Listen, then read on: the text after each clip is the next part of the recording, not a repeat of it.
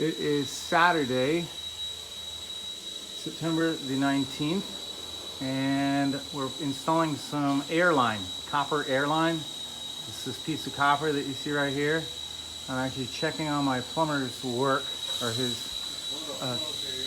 how he's been doing, and it runs all the way down here. We got a little T that comes in right up here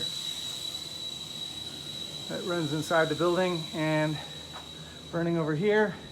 And I wanted to see how Garrett took care of this corner up here. And as I went up here, as I was inspecting this pipe right here, I started hearing clicks. There it is. And I couldn't understand what the click was. And so there's the pipe. And then I looked up, and there he is. There's Henery, right here, only maybe 24 inches away. And he's pretty good about this, but anyway, this is how I did the holes and the layout, and Garrett's doing all the copper work.